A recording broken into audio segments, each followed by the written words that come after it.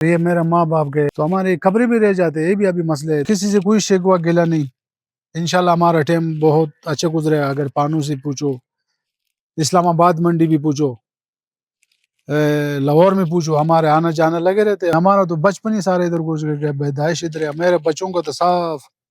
ان کو vaccine card سب کچھ ہے۔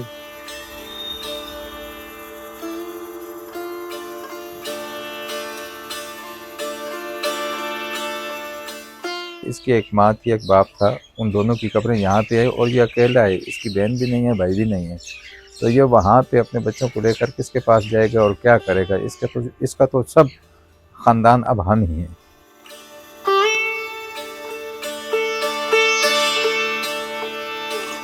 یہ رچ بس گئے تھے اس معاشرے کے اندر، اور یہاں کی مقامی زبانیں بھی یہ لوگ بولنے لگ گئے تھے جب یہ افغان مہاجرین آنا شروع ہوئی یہاں پر۔ تو انہوں نے محنت کی، مقامی لوگوں سے سیکھا،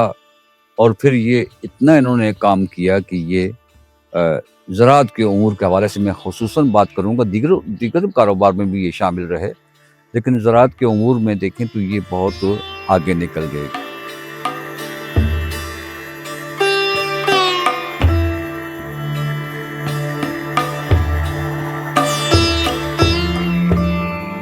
میرا نام عبدالولی، پانو ڈیری کا رہنے والا ہوں۔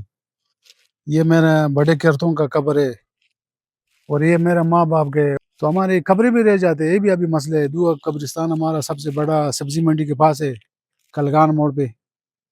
تقریباً وہ 1985 سے 84 سے وہ قبرستان استر ہے نا۔ تو ابھی انہوں نے ادھر جب میرے والدہ فوت ہوئے، انہوں نے آگے نہیں، ہمارے بھی امی لگتے اس قبرستان ان کا نویکلے ہے، جو جیسے شخصی اپنے گھر کا ہوتے نا،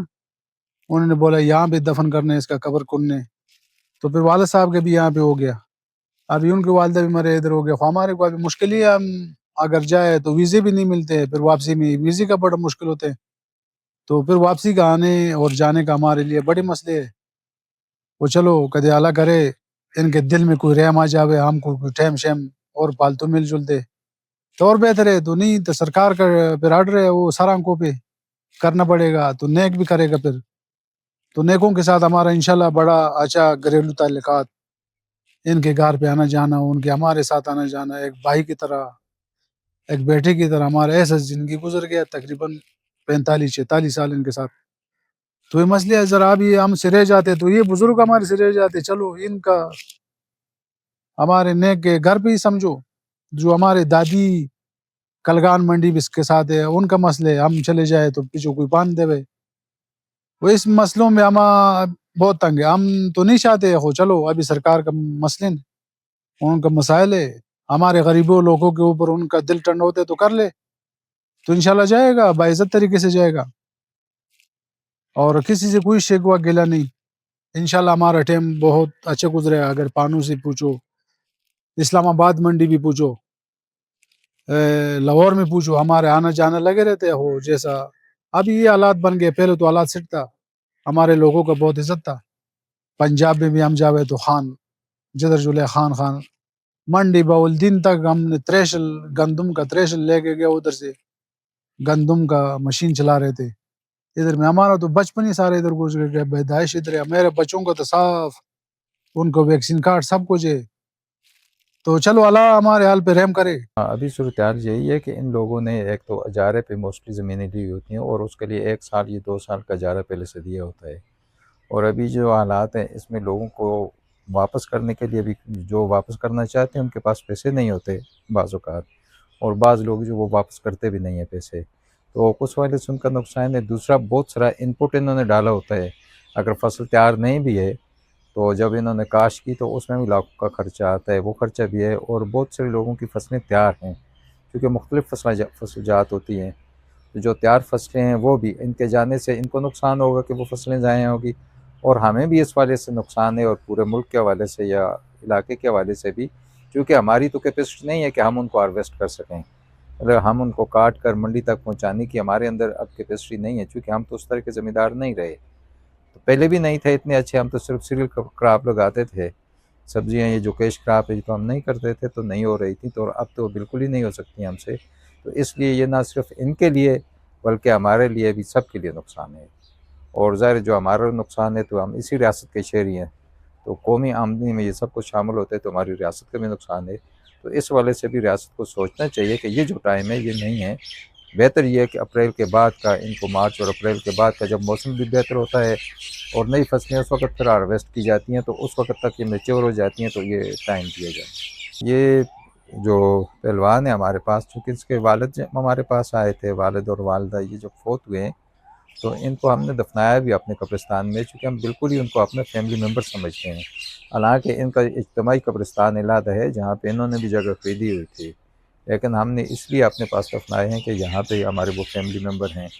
تو اب ہم اس کے حوالے بھی سوچتے ہیں کہ اس کی ایک ماں تھی، ایک باپ تھا، ان دونوں کی قبریں یہاں پہ ہے اور یہ اکیلا ہے، اس کی بہن بھی نہیں ہے، بھائی بھی نہیں ہے، تو یہ وہاں پہ اپنے بچوں کو لے کر کس کے پاس جائے گا اور کیا کرے گا؟ اس کا تو سب خاندان اب ہم ہی ہیں۔ محمد اختر نعیم، ایک صحافی ہوں اور اسی علاقے کا رہنے والا ہوں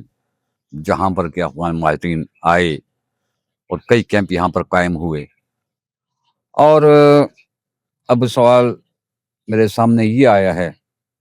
کہ جی افغان مہاجرین کے جانے کے بعد ہماری معیشت پر کیا اثرات مرتب ہوں گے۔ اس حوالے سے میں یہ کہنا چاہوں گا کہ یہ کل کی بات ہے کہ جب یہ افغان مہاجرین آنا شروع ہوئی یہاں پر تو انہوں نے محنت کی، مقامی لوگوں سے سیکھا، اور پھر یہ اتنا انہوں نے کام کیا کہ یہ زراعت کے امور کے حوالے سے میں خصوصاً بات کروں گا، دیگر کاروبار میں بھی یہ شامل رہے، لیکن زراعت کے امور میں دیکھیں تو یہ بہت آگے نکل گئے کیونکہ محنت کش تھے، اور اس کی وجہ یہ بھی تھی کہ ایک ہی گھر کے کئی افراد ہوتے جو کام کرتے تھے۔ ہمارے یہاں تو یہ ہوتا ہے کہ ایک گھر کے ایک آدھ افراد، دو افراد ہوتے ہیں کام کرنے والے، تو اس میں